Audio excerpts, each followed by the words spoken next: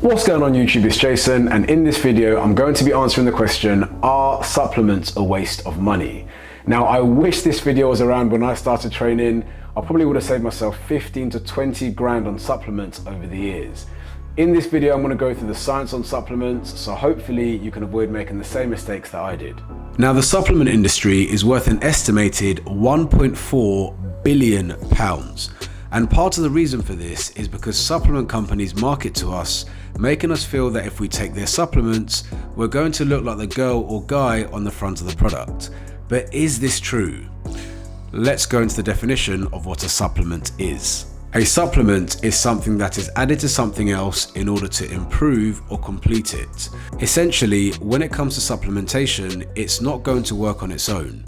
If your nutrition, your rest and recovery, and your training aren't doing the heavy lifting for you and getting results already, supplements are practically useless. Now that's not to say that all supplements are useless. According to science, there are some that do have benefits. But first we're going to do a quick fire round of the supplements that are completely useless. Number 1, branched chain amino acids, or BCAAs.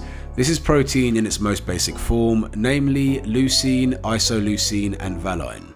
Now you go to any gym in the country and you see these huge bodybuilders guzzling down litres of BCAAs.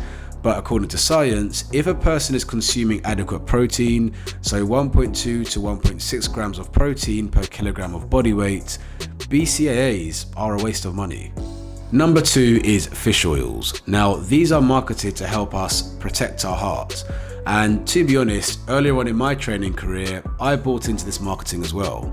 But when you look into the science, supplementing with fish oils is actually inferior to just eating 2 portions of oily fish per week. There is little to no evidence to show that fish oils help prevent heart disease. And in actual fact, eating oily fish like salmon and mackerel, or eating nuts and leafy green veg will do more to prevent heart disease and is actually more nutritionally dense. More selenium, more protein and a greater fatty acid profile than supplementing with fish oils. Number 3, an old classic, HMB. Once again, I bought into this marketing, but when you look into the studies, it's a complete waste of money when it comes to muscle building. When you look into the research, most of the studies are poorly controlled and they're done on untrained individuals who will literally respond to anything. Number 4, another bodybuilding favourite, glutamine, said to promote recovery and muscle growth. Once again, if you're consuming adequate protein, you don't need to buy this supplement. Number 5, fat burners. Now you go into shops like Holland & Barrett and you see fat burners everywhere. Now in a bid to get lean, I probably spent the first 2 or 3 years of my journey supplementing on and off with fat burners. But again, as I became more science-based, I realized that the appetite suppressant benefits, as well as a boost in energy, can just be found from drinking standard coffee. Don't waste your money on fat burners. Number 6 is collagen. Now this is controversial because many people in the beauty industry push collagen supplements as helping with hair, nails and skin. But when you dig into the research, you find 2 inherent flaws. The first is that the 2017 study often relied upon was one-sided, i.e. it measured how people that supplemented with collagen improved their hair, skin and nails, but there wasn't an opposite control group to compare how people who didn't take collagen benefited or didn't benefit. So you can't really rely on that study. Also, most of the research on collagen is funded by companies who actually benefit from selling collagen products, so it's not independent and probably can't be relied upon. Final supplement that's a waste of money is BetaAlanine. Now, the reason it's a waste of money is because it's sold as a muscle building and strength supplement. If you are after endurance, this could be of benefit to you, but in terms of muscle building and strength, the real benefits in BetaAlanine are found when you're doing sets of 60 seconds or more. For most people training for hypertrophy and strength, you're doing repetitions for between 5 and 12 reps. If you were to time it, your set is going to be nowhere near 60 seconds. So yes, you might get that tingly sensation in your body, but I'd save this product for endurance, not muscle building and strength. So now we've covered the trash, let's go on to what does work. Number 1 is creatine. Now creatine is by far the most researched and scientifically backed supplement out there. Now, creatine is a huge one. There are many myths out there, which I'm going to cover in a separate video, but for now, most of the science shows very minimal side effects. Creatine promotes muscle size, power, and endurance. You can get it either in powder or capsule form. I personally prefer the capsules because the powder doesn't always mix very well. Now, there are a number of different types of creatine out there, but you're best off sticking with creatine monohydrate. As with every supplement, you don't need creatine. You can find it in beef and white fish, but if everything else is dialed in, it can definitely help. Number 2 is whey protein, again a widely studied and proven supplement. You don't need whey protein if you're having sufficient protein intake. I mainly take it for convenience. I find especially when I'm aiming for higher protein numbers, it's much easier to just bang a shake than it is to go and cook a whole roast chicken, for example. Speaking of whey protein, I've actually just run out to the shops. Hey there, Mate, so it's good, yes you? Good. Right, where are we?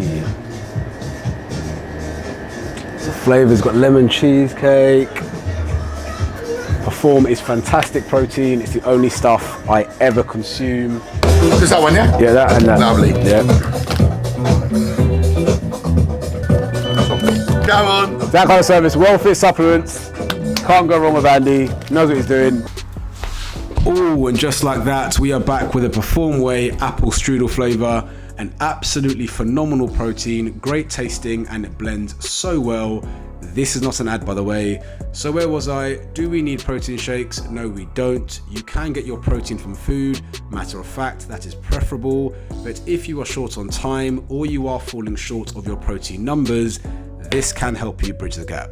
Supplement number 3 that's been proven to work is turmeric. Now, turmeric has been shown to reduce inflammation and help with joint health. Now, you can get this from food, it's a cooking spice, but I find that it can be quite bitter, so I'd rather take it in supplement form. The one I use is combined with black pepper, which has been shown to help with absorption. Supplement number 4 is multivitamins. Now, you go on Google and you'll see many articles rubbishing multivitamins, saying that if someone eats a healthy diet, they don't need a multivitamin, which, to be honest, I agree with. But I don't know about you, but how many people do you know that actually consume a healthy diet? The reality, not many. Also, we're not all the same. Each person may have different vitamin deficiencies. Without taking a blood test, we just don't know which vitamins we're going to be lacking in. So a multivitamin helps you cover off all bases. I say helps you cover off all bases because a multivitamin is not going to work on its own. It's only going to work in conjunction with a healthy and balanced diet. The final supplement which has been shown to work is ashwagandha. Studies have shown that it can help to reduce stress, aid with sleep, and can help with mild increases in testosterone. So that's everything. The main takeaway from this video is that you don't need supplements to make progress. Matter of fact, if you're not already making progress with your training, nutrition, and recovery protocol, you're not going to make much progress with supplements either. Before taking supplements, a person should already have everything else dialed in and be making progress, and then supplements can help give them that little edge or that extra 5%. The 5 supplements I listed can help, but if you don't have bags of cash lying around, don't worry, just focus on your training, nutrition, and rest protocols. Hope you found that video helpful. Don't forget to like it, comment below for the algorithm, please subscribe, and I'll see you again soon.